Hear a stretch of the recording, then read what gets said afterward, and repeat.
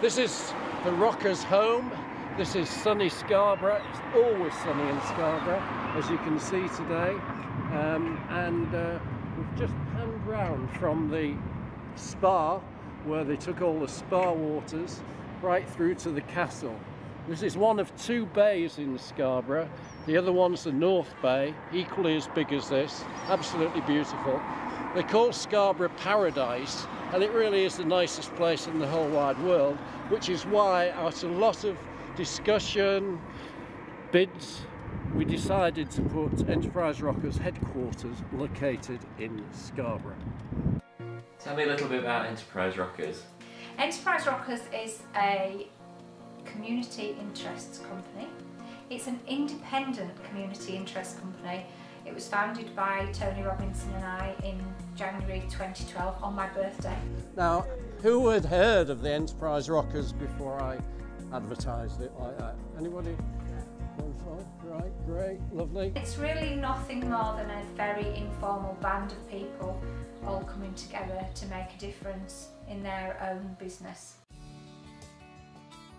Launched in January 2012, Enterprise Rockers aspires to become the largest global self-help community to micro-businesses, wherever they are in the world. The aim of Enterprise Rockers, a UK-based community interest company, is to make life in micro-business better and fairer, and to achieve that we promote the following ways of working. Encourage micro-business owners to trade with each other. Encourage consumers to buy goods and services from micro-businesses. Encourage micro-businesses to collaborate with each other to create opportunities. What we wanted to do with the film, the big movie, the Enterprise Rockers big movie for micro-business owners, was to give them some survive and thrive tips to help them understand that what they're going through is not alone, especially those that are actually running their business on their own. That this was about making sure they understood that there were thousands and millions of others out there who were doing the same thing as them and actually probably going through very similar things. So what we wanted to do was create some survive and thrive tips and just give an opportunity for some fun maybe as well. We hope there's a bit of interest in it and a few experiences to share, and also for us to promote the support that Enterprise Rockers gives. We are just about micro businesses. We are about the 0 to 9s. We're not about the big business, but we want to educate government and the big business of the importance of micro businesses to both the economy, communities, and to regions where people live. We are the Enterprise Rockers. Just listen to other micro-enterprise owners, learn from them. And in my 20-odd years, 26 years of running my own business, I'm absolutely certain that the things I've been able to do better are as a result of rockers, micro-enterprise owners doing their things. Hi Annabelle, I'm Tony Robinson. I'm from the Enterprise Rockers global community of micro-enterprises. Hi. I think we follow each other on Twitter, Tony. Fantastic, great. What I'd like you to do is just tell me who you are and what your business is. Okay, my name's Annabella. I run property, I say management, but it's a business that offers services to letting agents, landlords, independent agents, national agents, drawing up inventories and checkouts at the start and the end of tenancies. That's what I do over 5 counties. By the way, my name's Tony. I'm not the famous Tony Robinson, you know, the comedy actor. In fact, when Emma booked me, she said that we've got some really fantastic speakers for the rest of the day, so we want something lightweight with no serious messages at the end, and you came highly recommended. So I'm the lightweight spot when there's not many people around, but very cosy. What I've decided we'll do, thinking quickly, is that I'll talk for about half an hour on 10 feisty tips about micro-enterprise to survive and thrive running your own micro-enterprise. Hello, I'm Lorraine Orman. I've been in business for the last 15 years and currently I run boutique speaking bureau Enterprise Speakers, PR company Enterprise Promotion, and I'm also author and founder of Enterprising Child. My top tip for surviving and thriving in micro business is to be responsive to opportunities and feedback to improve what you're doing. Sometimes an opportunity might come up and you think, I'd love to do that and it would really help my business. but I don't have the expertise to take it forward. Look around your own and your extended networks and see if there's someone who shares your vision and values and who does have those expertise, so that you can collaborate with them to make that happen. So, if you come to sunny Scarborough, you'll come into the station, which is over there. And across the road from the station, you'll see a cafe and hairdressers. And above that is Enterprise Rockers HQ. Amazing building, historical significance, even more historical significance since we moved in there. If you go down the hill from the station, you eventually come to this road, which is called Bland's Cliff. Historically, again, very important. You turn right, come down Bland's Cliff. Now, Bland's Cliff was where all the people coming from the station were actually brought down on horse-drawn carriages down here and right to the front there, where they actually went into their bathing machines. And then some of them went to the right, to the spa, to take the fantastic spa waters. I recommend Rioja as much better than the spa water.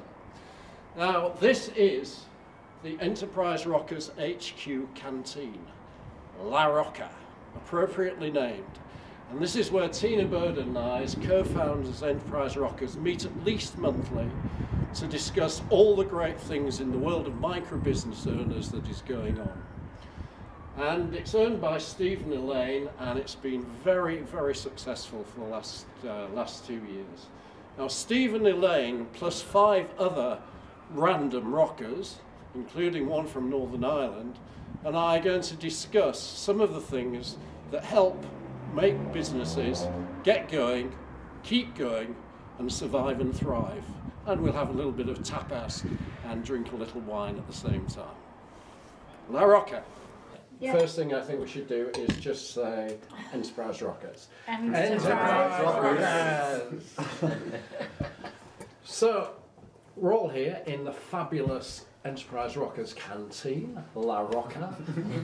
And yeah, it's fantastic. And with me are a random group of rockers, none of which I've met before, so that I'm sure they'll introduce themselves. And the first little thing we're going to talk about is like, what in hell's name made us think that we could actually start and run a business and get going? Why did we do it? And, you know, how did we feel as though we knew enough to do? And I'm going to ask Tina, co-founder of the Enterprise Rockers, first of all, what made you think you could start and run your own business, Tina? Mine was partly to do with my parents and the influence that they had over me, because they ran their own business and my grandfather ran his own business, so it was very something that was part of my life, really. And Mum and Dad decided that they were going to sell one of their businesses, and I decided that I would go into business with my mum, and that's where it all started when I was 21. And we bought a property lettings and management business, which neither my mum, my dad nor I knew anything about. We were going to turn it into a holiday lettings business, because they'd always been in the hotel and pub trade. And when we decided that that's what we were going to do, we realised that it wasn't an option, because the quality of the accommodation that we wanted in the area we were going to do it wasn't there. And then the recession hit at the end of the 80s, beginning of the 90s, and there were lots of repossessions and redundancies and a lot of what's happening now, but interest rates were like 16.5%, and our little property lettings and management business just boomed. It just went from strength to strength through a recession, and that was my introduction to self-employment. And also a very man's world in the property lettings business. A young lady in a man's world, so that was interesting as well. And what made you think that you could do it? Was that because of your mum and dad? Or? I'm not sure I thought I could do it, but it was very much about customer service, and I'd been brought up with customer service since, well, for as long as I can remember, really, because I'd always been involved in mum and dad's businesses. And they'd run their businesses, and whatever business you're running, there is a generic theme that runs through it. You know, it's about making sure that you give good customer service, it's about making sure you market yourself in a positive way, It's about making sure that you have the skills and ability, and that doesn't need to be a qualification. That can be something that you've learnt from a hobby, from a passion. But yeah, then you have to learn as you go along. And the one thing that I have done in every business, because I've had businesses in quite a lot of different sectors since then, is get a qualification in that area so people have a little bit more of a belief in you. Although now I get older, I think they just believe that I know what I'm talking about. So basically, my 10 tips, I've got a little mnemonic for my 10 tips. If you see the word enterprise, there's 10 letters in it. Isn't that good? My company's called Bespoke Futures. It's quite an unusual company. We use lots of fun and interactive techniques with companies, with groups and with individuals to get them to create visions and move them on. We also work with smaller groups to get them to think about their personal development and to give them tips on how they can be more effective in their life, in their career, just generally. Could I just ask how many of you run businesses already? Okay. How many of you are micro? Oh, I love reading people. What made you start this fantastic, my favourite place in all the world? What made you Well, start it? I suppose... For me, probably. Well, yeah, that's one. I suppose in a way it's similar to what Tina's just said there. I mean, my parents ran a bar in Mallorca for 10 years. And it was something that I didn't exactly, I wouldn't say I knew what to do and how to do, but I did help them a lot out there, and I had a lot of friends out there, and a lot of influence of what we do today is from that. And the other reason was I was off for a long period on the sick. I had a scaffold accident where my spine was dislodged, and I was in a lot of operations, and I couldn't go back to manual work whatsoever. So, and also, our son had a bad car accident and was paralysed, and that was the final push that we needed. And in fact, he was the one who told us to give it a go, and we did. And it's been a long and tough road, but slowly it is starting to turn. We've been 18 months now, but the signs are looking good for next year. So it's. And do you think that sort of like Mallorca gave you, you know, sort of like your parents running a bar? Do you think that gave you everything you needed to know to run this place? Yeah. Well, I must have been mad because I knew the hours they did. And I'm pretty similar, doing more or less the same at the moment. As now we've got that little section. Yeah. Because previous we did have to shut at 6, and we've had a long haul with council and licence, and we've fought and we've won our appeals up to now, and we've got a 9:30 licence. But I mean, we open at 3, but it's the hours you do after and before. The bit in the middle's the easy bit. The actual final cooking and serving is probably the easiest bit. It's behind the scenes before you're open, and like I say, after you close, it's just never ending. And we've never ran a business, me or Elaine, and it's been an eye opener. Let's put it like that. We've coped quite well. What would be something that you didn't really expect? Was it from next door? Yeah, customers. It's everything from license to planning. I mean, just emptying your bin. How much it costs you to empty a commercial bin? Even you just don't even think about anything like that. Same as playing your music, your performing rights and that, and it's just mind blowing what you do have to pay out. And anyone who thinks you've got a business think you're loaded. I mean, my friends now just think I've just got to get them a drink every time I'm in a bar because I've got my own business. So, he's loaded, but you know yourself, it doesn't work like that. But yeah, probably that's. But we're both enjoying it. And I'm glad we've done it. Great. We inspire people to achieve their aspirations. So we work with a whole set of organisations, so SMEs, charities, social enterprises, to make them more successful. So if they want to grow, they want to change the world, we want to help them. The reason that the stage is here is that I can actually see those that don't make any effort to move. And I will actually give you a little bit of a warning, and Hannah here and Katie and Ambrick will vouch for this. Those that don't show anticipation in my workshops are more likely to get picked on. What about you, Paul? All the way from Dublin?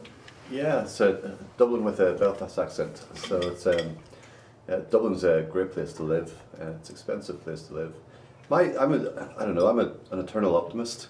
I didn't really have a career path sort of planned out. I was more into sports and that sort of thing, but I always had to sort of, like, I was telling someone the story last night, actually, hustle. Not rip people off or con people, but just trying to figure out how to make ends meet, how to pay the rent, how to buy some clothes, how to buy some food. I've done everything from driving a motorbike around London to delivering parcels to stacking shelves to mixing cement. But the one thing I was always able to do was tell a story and sell things. And I started selling stuff in telecoms and became really successful at earning commission selling telecoms, and started getting very past remarkable or critical of the companies I worked for because my customers kept on complaining. Eventually I decided I could do a better job myself, and I started a telephone company, and just from a point of view of going out to sell stuff. So I didn't create a network or anything like that there. I hustled. I went out and seen if I could convince some people to buy this telephone company stuff that I was going to create. Then when I found out I could actually get people to buy stuff off me, of my own, I went and then convinced some networks to let me have some airtime, for want of a better word, and started building it from there. That went really well. I had good partners, good staff that had built around me, and the company turned into a multi-million-pound company. And I got bored. So it was all process then. It wasn't, there is a romantic side of this startup. You have to cut and thrust, the hustling, and yes, it's really stressful, and I feel your pain, and my next venture is a network to help businesses harness the power of social media easily, and sort of make shop local make sense. Tina and I have lots of chats about this, and there's sort of 85% of the people out there, our potential customers, think that we're really doing well, that we're business owners, we're loaded, as you say, They don't appreciate the rent and rates, the staffing issues, all of the other hidden overheads that we have. But they do think that you're doing better than they are a lot of the time. And what I wanted to do was try and arm businesses with some tools that actually made it meaningful from a consumer's point of view, that they could actually embrace shop local without feeling that we're having to be charitable about it. So we created this system where consumers were able to get value, discount or free stuff, but businesses were able to get full RRP, no discount. In fact, I just hate the word discount these days. We've in the last few years trained our customers to expect half price everywhere. Is there a tip that you could give everybody that you've used in your business that has just helped you, not just keep going, but actually move forward a little bit? How I've done it is batten down the hatches at home. I've had to put personal money in, not that there was a lot to start with. I started this business with nothing. Put personal money in, batten down the hatches at home, and just go. Just keep going with what you've got. Because, I've been to the banks. It's not been helpful. Not when you're a small business and you're just starting out. Just push the people maybe to pay a little bit of money before, part payment prior, because there are other people that don't come back after you've given the service. But just keep going, use what you've got. Focus and act. So keep focused and keep acting. Keep moving on. For us, it's flexibility. To be able to go into any business and ask for their requirements and actually have the ability and the product to match it helps. Being flexible on pricing, flexible on locations, and just having that all-round sort of fluidity, so you can actually go into a business and feel free that your product can actually match any requirement that they may have, and that's been key for us, and it's key for our success. We want to ensure that we've engaged with far more people, not just across the UK, but across the world as well, and micro business owners, organisations that work to make life better for micro business. The biggest amount of hits we get on our website is actually from the USA, and the reason for that is because in the USA the term micro business is used far more than it is in the UK. We very much refer in the UK to SMEs, small and medium-sized enterprises. We want to re-educate the nation to actually use the terminology microbusiness so that they understand that the smallest of small, the little guys, are also very much making a contribution. The phrase that we've used already, that make ends meet, 95% of us are just trying to make ends meet. We're not looking to do any more than that. We just want to keep going, really. Yeah, don't we? And do it on your own terms. I think it's important, isn't it? People are always telling us, they always say, oh, we think, you know, you're about to make it really big. Well, that's not on our radar. We don't want to make it really big. I don't want to have to employ 20 staff. Where's the fun in that? You know, I want to be doing stuff myself and being able to choose what we do rather than having to work on things because we have to maintain, you know, a business and maintain certain payments and so on. Yeah. And there's this perception that unless you've made it big, whether that's financially or in terms of the number of people you employ, well then you're not a success. But that's not true at all. There's a great deal of happiness into being very close to what you do, and especially, you know, what we do as designers. You know, we're not in it for the pleasure of running a business. We're in it for the pleasure of being creative, and to some extent, the smaller you are, the more creative freedom you have. And you know, often we're, you know, people who run larger sort of design agencies than us sort of envy the amount of creative freedom we have and the flexibility we have. We can decide overnight, well, let's work on something like this for a change, and they don't have that kind of flexibility.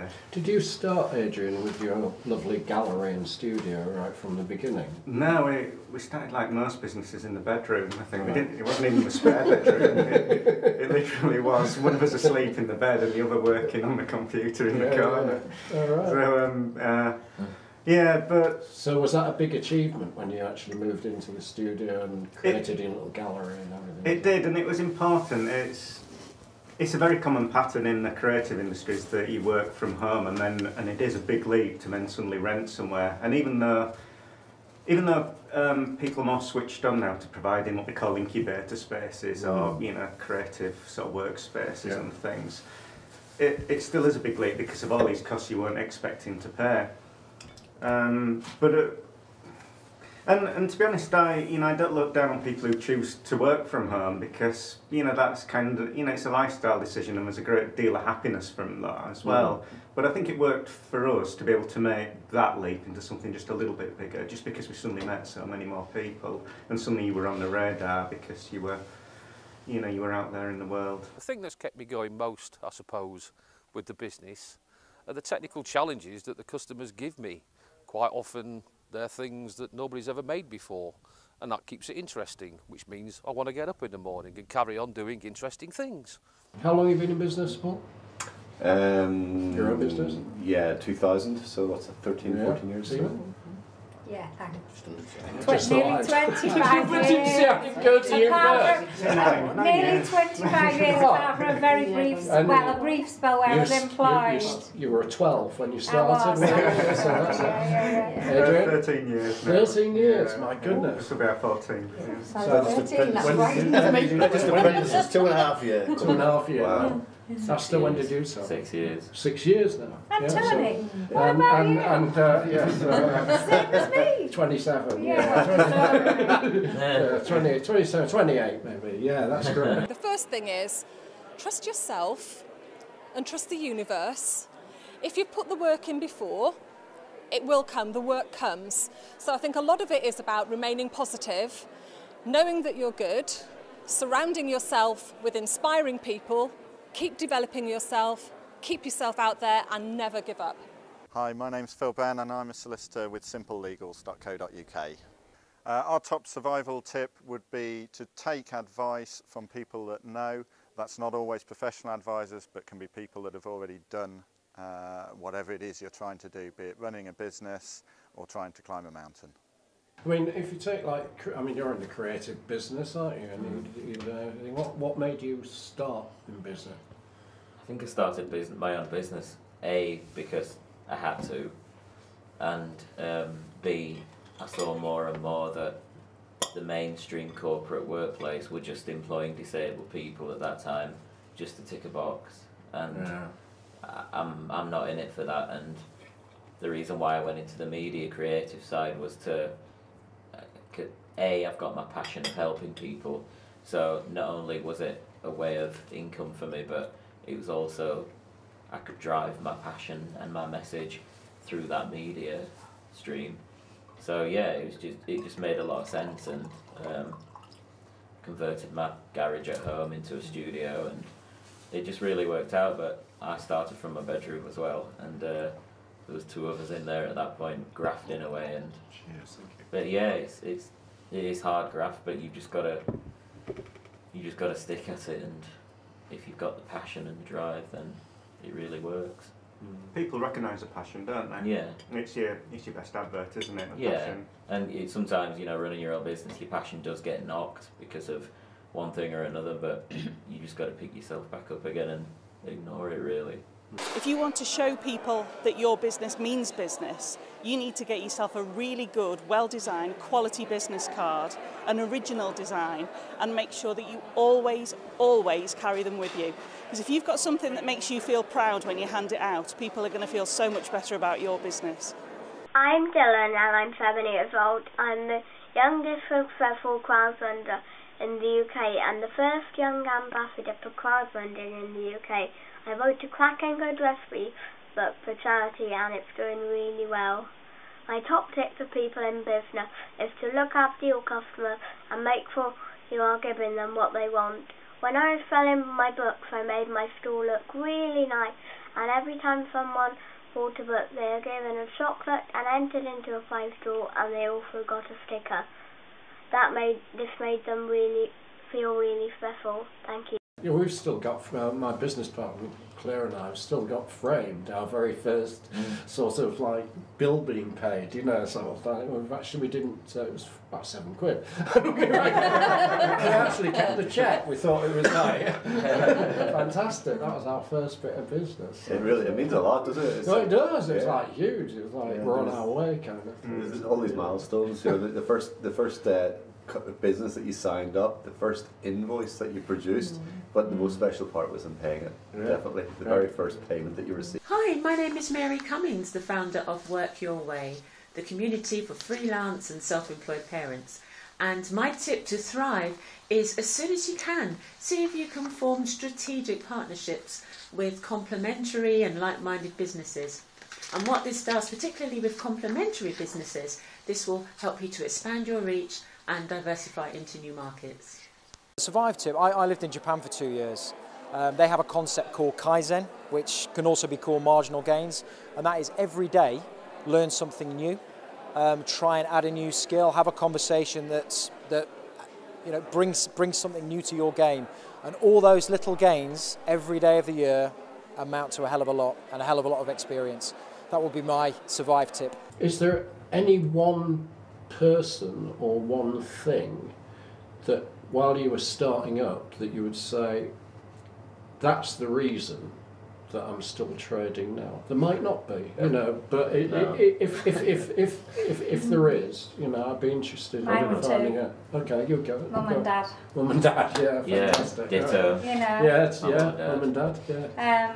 My parents were supported by both grandparents. One, my grandfather, who was my dad's dad, who had run his own business, and my mum's parents, who actually, my granddad had worked for Michelin all his life, more or less, Michelin tyres, and they supported them. But mum and dad were a great support. And actually, I think one of the things you've got to understand is doesn't matter how long you've been in business, doesn't matter what business you're in, there are people out there that you can learn from all the time that are natural mentors.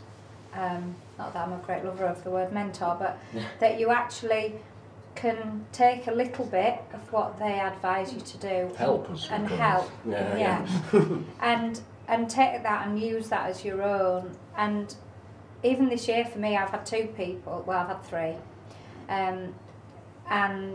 but one of them I'm stuck with because I'm in business with him. But I've had 2 other people. Yeah, I've had 2 other people who really helped me at the beginning of this year, because at the end of last year I was being taken for granted for the sort of free advice and time I was giving. So they helped me. But I think you've got to understand those that really want to keep going and that were interested and actually understand the whole thing that Adrian was talking about, where this is about a lifestyle. So let's embrace the terminology lifestyle business, because actually it's really important, because this is about a lifestyle. Yeah. You know, for me, the lifestyle of being able to sit outside here on the Friday afternoon in the summer and see people that we really Watch like, me drink Rioja. watch you drink Rioja, and have a class as a meeting, is always a real bonus. But you know, it's the different lifestyle.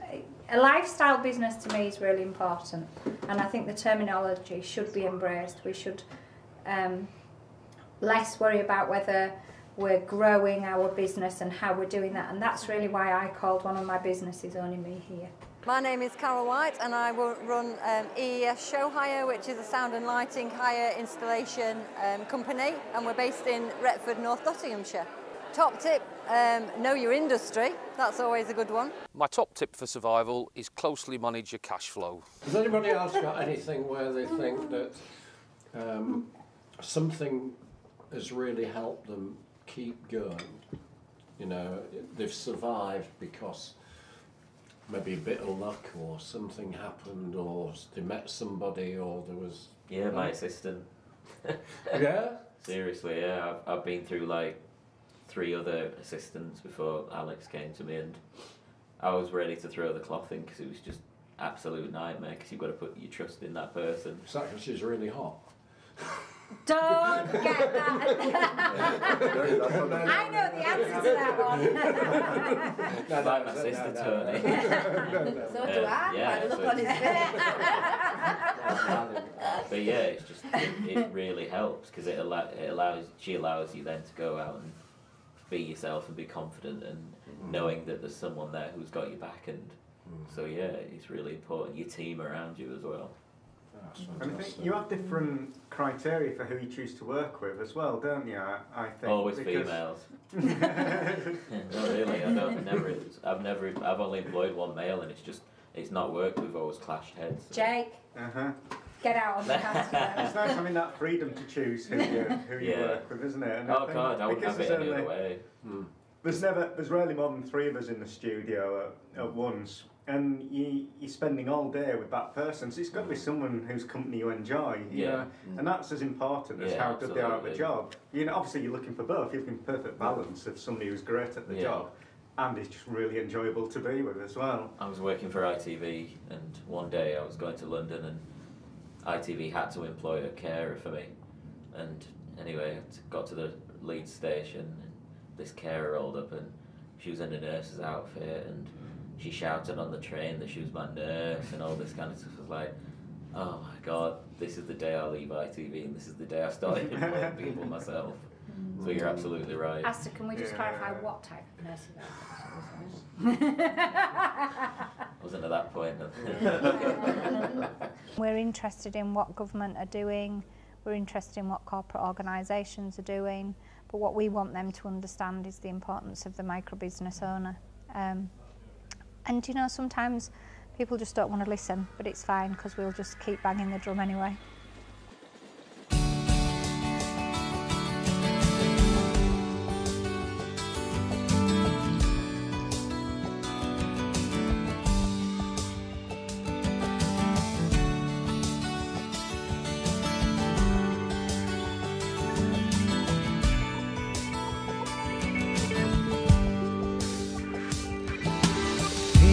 Fences I remember, just when yesterday's defenses fell.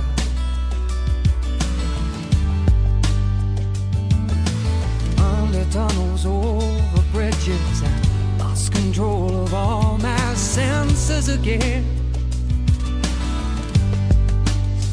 Maybe east is east and the west is west, but how do I decide which way is best? Information overload, and I don't know which place I'll visit next. Smash the glass, see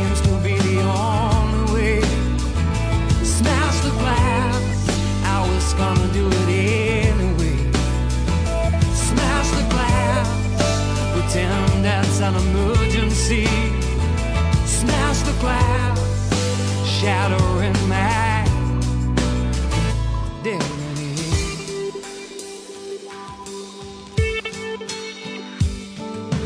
Pretty pictures and contradictions. Who's to say what's fact and fiction then?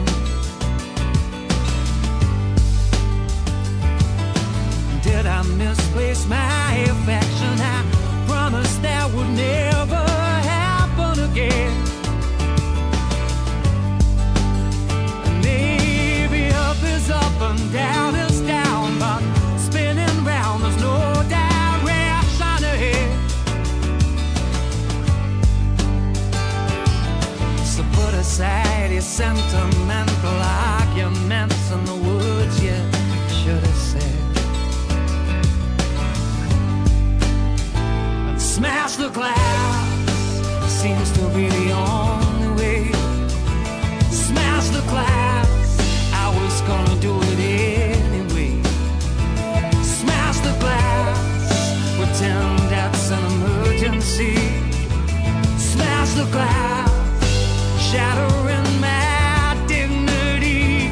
Smash the glass, take your hammer now and smash the glass. Take your hammer now and smash the glass. Take your hammer now and smash the glass. Just smash the glass. Seems to be the only way. I was gonna do it anyway. Pretend it's an emergency. I've already lost my dignity.